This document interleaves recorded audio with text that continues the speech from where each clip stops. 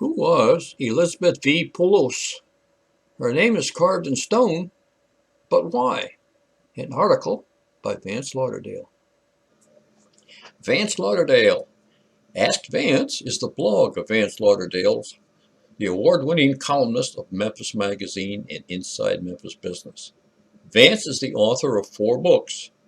Ask Vance, the best questions and answers from Memphis Magazine's history and trivia expert, 2003, as well as Ask Vance, more questions and answers from Memphis Magazine's history expert, 2011. Vance Lauderdale's Lost Memphis, 2013, and Vance Lauderdale's More Lost Memphis, 2014. He is also the recipient of quite a few nice awards, including the Best Blog 2017 from the Society of Professional Journalists Green Eye Shed Awards, the creator of several eye-catching wall calendars, and the only person we know with a vintage shock treatment machine in his den. You can email Vance at askvance@contemporary-media.com. Vance is one of my favorite authors, and it has long been my goal to expose more folks to his thoughts through the magic of audio, video, produced for play on that thingamajig we just can't seem to be without, the cell phone. Reading text on those things is for those with much better eyesight than most of us possess. So hopefully he will forgive my efforts to bring more exposure to his work by transforming it to the spoken word. Dear Vance, why is a stone carved Elizabeth V. Poulos with the date 1940 mounted on top of the eclectic eye building at Peabody and Cooper? From D.C. Marks in Memphis. Dear D.C., every time I've driven around that area and noticed that stone, I have wondered about it.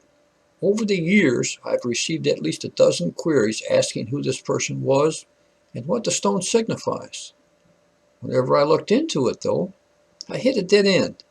So, after 20 minutes or so, I usually retreated back to the comfort of my lazy boy. But in May, Fanny and Robbie Johnson Weinberg, the mother-daughter owners of that building, announced plans to convert half of it, for years home to State Farm, into a gift shop called Paradox at Pico. Pico being shorthand for Peabody and Cooper. Hearing that, I fretted they might remove the old stone, so this time I devoted extra effort to solving this mystery. I knew I couldn't do it alone, so I recruited my fellow historian, Bonnie Corbelis, producer of several of the Memphis Memoir segments aired on WKNO-TV, Beyond the Parkways, when TV came to town, Lost Memphis, and others. Surely, with our combined brain power, enough to light a small town in Arkansas, we could answer DC's question. I won't bore you with tales of the hours, days, and weeks we spent poring over city directories, newspapers, archives, along with birth, marriage, and death records, only to once again come up empty-handed. But finally, we discovered key pieces of the puzzle and were also able to solve this mystery. Well, most of it anyway.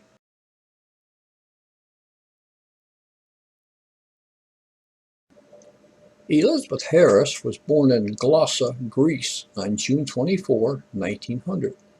I know nothing about her early life because I wasn't living in Greece at the time, but at some point she left her home country and moved to America.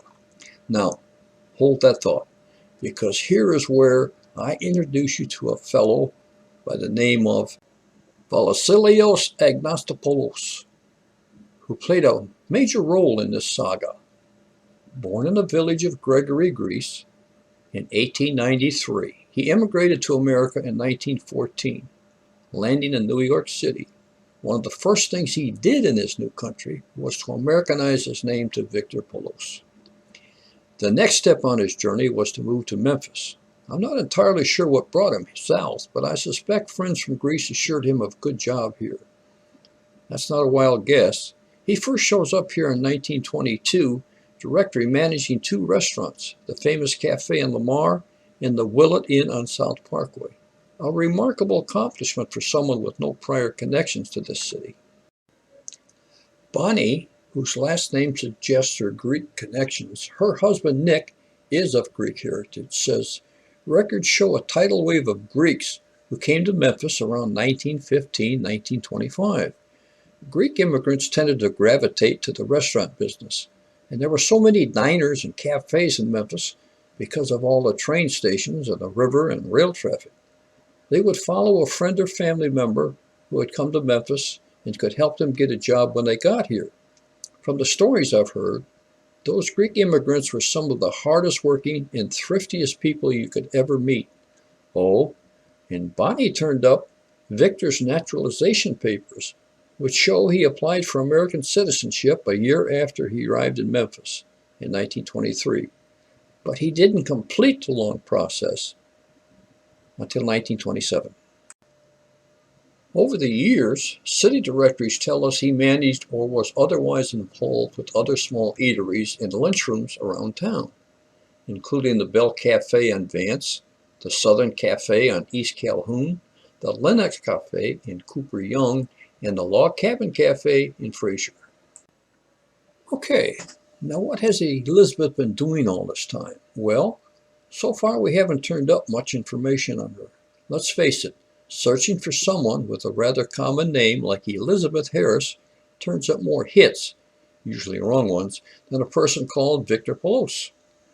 The city directories, in fact, list a dozen women with that name living here in the 1930s. Who is the right one? Well, one of those Elizabeths crossed paths with Victor, and it was more than a brief encounter. Bonnie, who I admit seems to be doing most of the work here, turned up a marriage certificate revealing that Elizabeth Harris married Victor Poulos in Crittenden County, Arkansas on August 10, 1939. What's interesting is the marriage license clearly identifies the newlyweds as Memphis residents. So why did they travel across the river to tie the knot? We may never know. But now we approach the crucial year of 1940, the date inscribed on that mysterious stone. Once again, I give credit to Bonnie for turning up a series of real estate transactions that took place in the 1930s. One of these is a deed for the purchase of property on South Cooper, signed by both Elizabeth and Victor. This was an empty lot at the intersection with Peabody, and the next year Mr. and Mrs. Poulos erected the building now standing at 248 South Cooper. Victor didn't open his own restaurant there, as you might expect from his previous jobs. Instead, as soon as the construction was finished, he leased 246 to Effie Appling so she could open LaFleur's flower shop. Next door, he leased 248 to Dr. James Tees, who ran the Peabody 5 and Dime store, and also used a portion of that space to treat patients. But what about the stone? Look, I'm going to go out on a limb here and say that Victor installed that on his new property as a tribute to his wife, perhaps to celebrate their new life together and the beginning of their new business ventures. Not for much longer, I'm sorry to say. In 1943, city directories no longer mention Elizabeth, which often means the person has passed away. That's what happened with Elizabeth, and there's a good reason I never located a Shelby County death certificate for her. In late September 1942, she entered the New Park Hospital in Hot Springs, Arkansas for surgery to remove a tumor. I don't know why she went so far away for this, but she didn't survive the operation, dying of heart failure on October 14, 1942. She was laid to rest in Maple Hill Cemetery in Helena, Arkansas.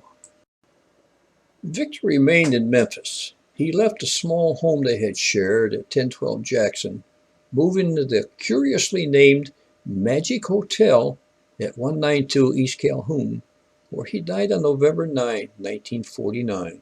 He was buried in Elmwood. The newspaper obituary provided curious details about his life. For one thing, the headline was "Merchant Leaves Cash to Relatives Starving Abroad."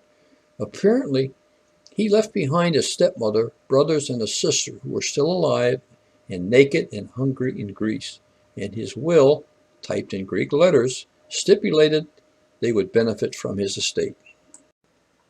His property, namely 248 South Cooper, was valued at more than $10,000 for tax purposes, and Poulos instructed These buildings are to be sold, and the proceeds, after providing for the estate expenses, would go to the family members in Greece as well as the village church they once attended there.